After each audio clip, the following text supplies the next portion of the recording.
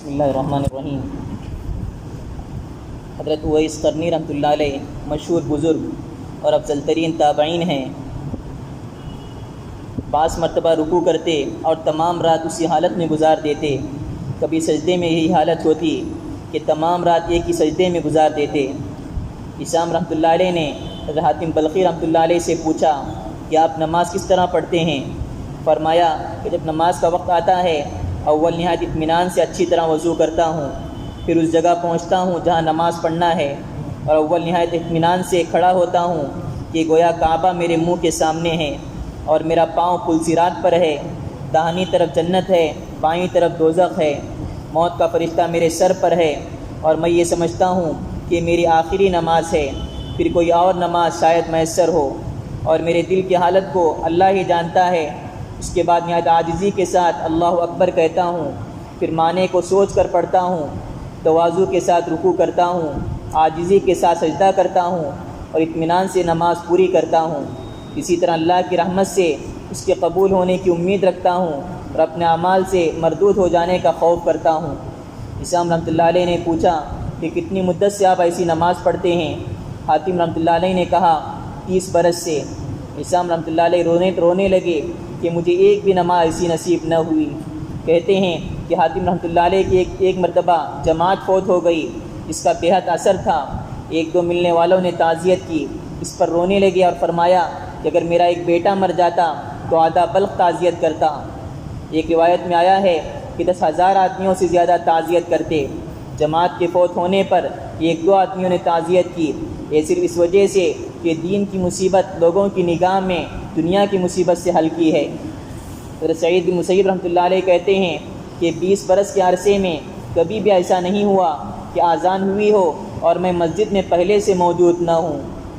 محمد بن واسع رحمۃ اللہ علیہ کہتے ہیں مجھے دنیا میں صرف 3 چیزیں چاہیے، ایک ایسا دوست ہو جو مجھے میری لغزشوں پر متنبہ کرتا رہے، ایک بقدر زندگی روزی جس میں کوئی جھگڑا نہ ہو، ایک جماعت کی نماز ایسی کہ اس میں جو کوتاہی ہو جائے وہ تو معاف ہو اور ثواب جو ہو مجھے مل جائے۔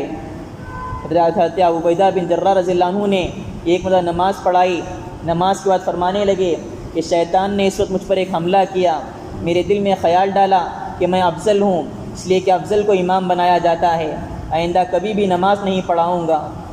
میمون بن مہران رحمۃ اللہ علیہ ایک مرتبہ مسجد میں تشریف لے گئے تو جماعت ہو چکی تھی، انا للہ و انا الیہ راجعون پڑھا اور فرمایا کہ نماز کی فضیلت مجھے عراق کی سلطنت سے بھی زیادہ محبوب تھی۔ کہتے ہیں کہ ان حضرات صحابہ کرام میں سے جس کی تکبیر اولیٰ فوت ہو جاتی 3 دن تک اس کا رنج کرتے تھے، اور جس کی جماعت جاتی رہتی 7 دن تک اس کا افسوس کرتے تھے۔ بکر بن عبداللہ رحمۃ اللہ علیہ کہتے ہیں کہ اگر تو اپنے مالک سے، اپنے مولا سے بلا واسطہ بات کرنا چاہے تو جب چاہے کر سکتا ہے۔ کسی نے پوچھا اس کی کیا صورت ہے؟ فرمایا اچھی طرح وضو کر اور نماز کی نیت باندھ لے۔ حضرت عائشہ رضی اللہ عنہ فرماتی ہیں حضور صلی اللہ علیہ وسلم ہم سے باتیں کرتے تھے اور ہم حضور صلی اللہ علیہ وسلم سے باتیں کرتے تھے، لیکن جب نماز کا وقت آ جاتا تو ایسے ہو جاتے گویا ہم کو پہچانتے ہی نہیں اور ہم اللہ کی طرف مشغول ہو جاتے تھے۔ سید تنوخی رحمۃ اللہ علیہ جب تک نماز پڑھتے رہتے مسلسل آنسوؤں کی لڑی رخساروں پر جاری رہتی۔ خلف بن ایوب رضی اللہ عنہ سے کسی نے پوچھا کہ مکھیاں تم کو نماز میں دق نہیں کرتی؟ کہنے لگے کہ میں اپنے کو کسی ایسی چیز کا عادی نہیں بناتا جس سے نماز میں نقصان آئے۔ یہ بدکار لوگ حکومت کے کوڑوں کو برداشت کرتے رہتے ہیں ماس اتنی سی بات کے لیے کہ لوگ کہیں گے کہ بڑا متحمل مزاج ہے، اور پھر اس کو فخریہ بیان کرتے ہیں۔ میں اپنے مالک کے سامنے کھڑا ہوں اور ایک مکھی کی وجہ سے حرکت کرنے لگوں۔ بہجت النفوس میں لکھا ہے ایک صحابی رات کو نماز پڑھ رہے تھے، ایک چور آیا اور گھوڑا کھول کر لے گیا، لے جاتے ہوئے اس پر نظر بھی پڑ گئی مگر نماز نہ توڑی۔ بعد میں کسی نے کہا بھی کہ آپ نے پکڑ نہ لیا؟ فرمایا جس چیز میں مشغول تھا وہ اس سے بہت اونچی تھی۔